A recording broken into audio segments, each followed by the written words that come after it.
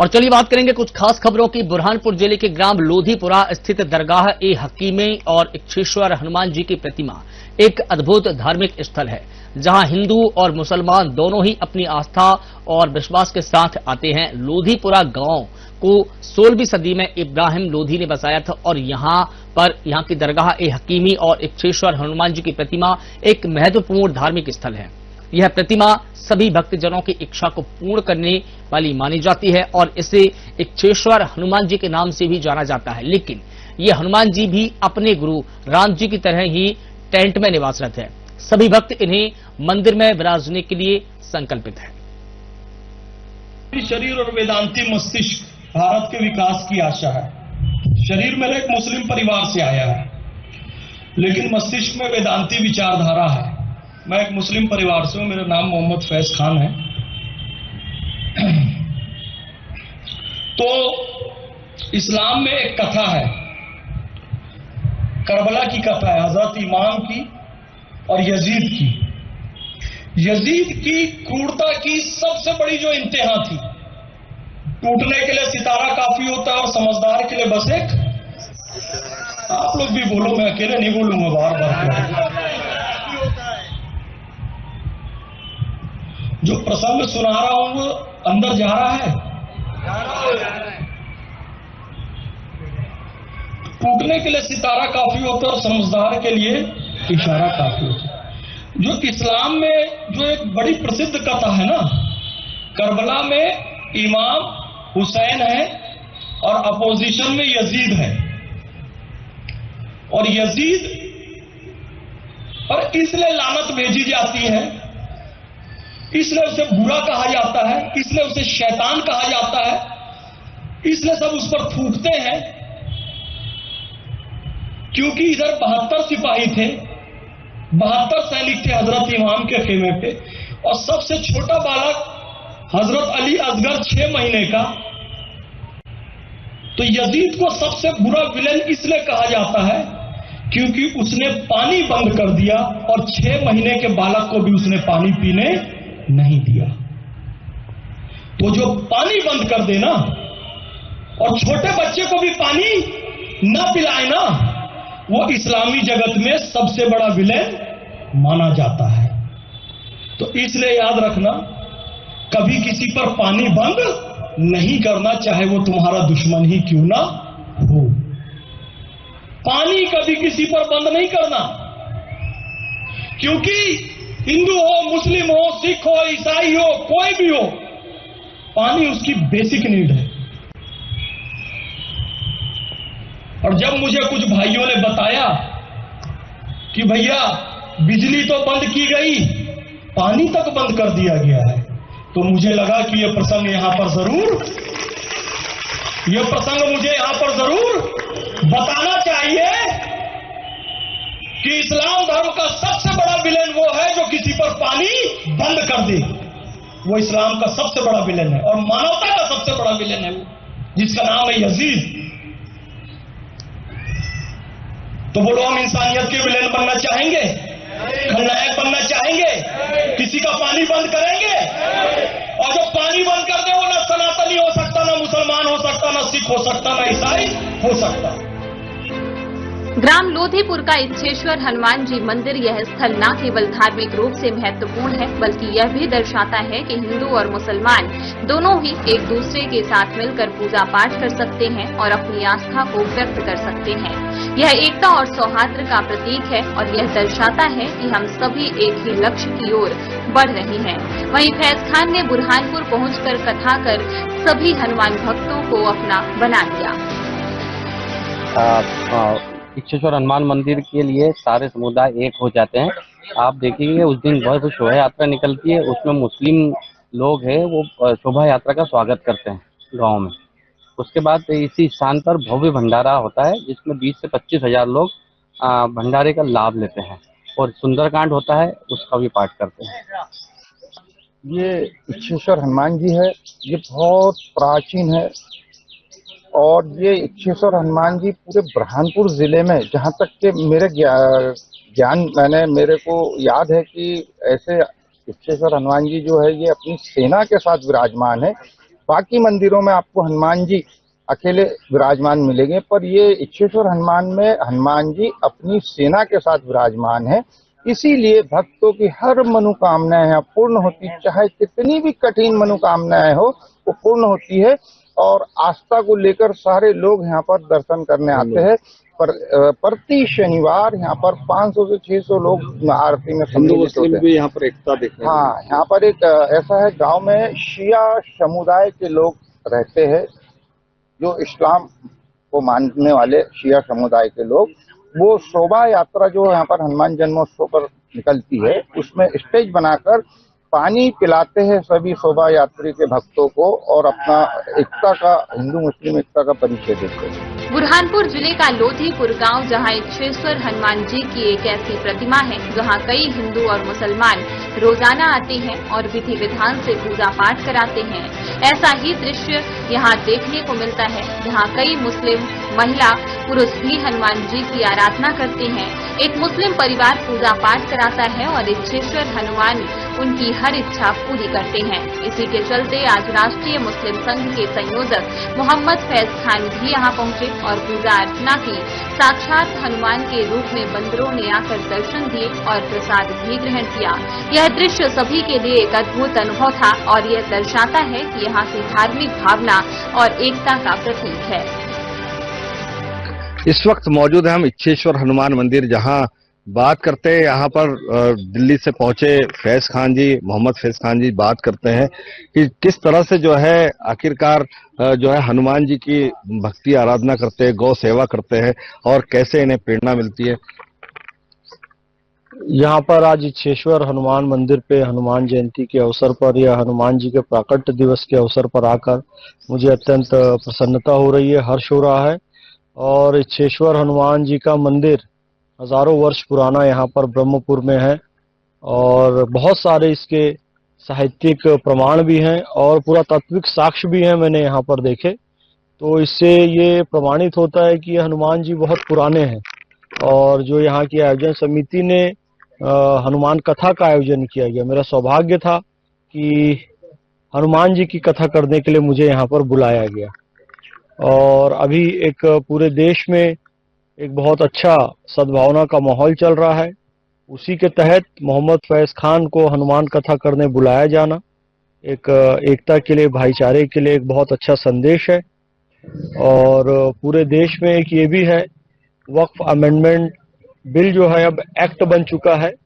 यानी कि बहुत सारी ऐसी जगह थी जहां पर वक्फ की भूमि पर बहुत सारे लोगों ने अलग अलग तरीके से कब्जा किया हुआ था और बहुत सारे वैसे वक्फ माफिया थे जिनको लेकर प्रधानमंत्री श्री नरेंद्र मोदी जी ने, अमित शाह जी ने और हमारी सरकार ने बहुत अच्छा एक मूवमेंट चलाया। और कई ऐसी जगह भी थी, जैसे तमिलनाडु का 1500 साल पुराना मंदिर था, उसको वक्फ लैंड घोषित कर दिया गया था। और सूरत म्यूनिसिपल कॉरपोरेशन, उसको वक्फ लैंड घोषित कर दिया गया, कभी ईडन गार्डन को, कभी संसद भवन को, कभी कुंभ की भूमि को। तो ऐसे पिछली सरकारों में कुछ मनमानियां चल रही थी, लेकिन वर्तमान सरकार ने अब इस चीज को लाया है कि भाई पुरानी जो मस्जिदें हैं, दरगाहें हैं, खानकाहें हैं, उन्हें तो कुछ नहीं होगा, रेट्रोस्पेक्टिव ये बिल नहीं है। लेकिन हाँ, जो ये किसी भी जगह को वक्फ की भूमि बता देने वाला जो काम चल रहा था, जो कि इस्लाम के खिलाफ था, क्योंकि इस्लाम ये कहता है कि किसी की जबरदस्ती हड़प कर जमीन, कब्जा करके हुई जमीन, उस पर आप इबादत गाह नहीं बनाओ, बल्कि अपनी मेहनत की जो जमीन है उस पर आपको इबादत करनी है।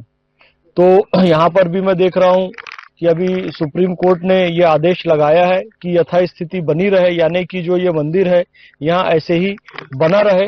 फिर आगे कुछ पॉजिटिव और ऑर्डर आएगा तो निश्चित रूप से यहाँ पर भी एक भव्य मंदिर का निर्माण होगा। और मैं सभी लोगों से अपील करता हूँ कि सर्वधर्म सद्भावना के लिए, भाईचारे के लिए, अपनेपन के लिए ये मंदिर के निर्माण में, कानूनी कार्रवाई को सफल बनाने में आगे आए और मंदिर के निर्माण में सहयोग दें।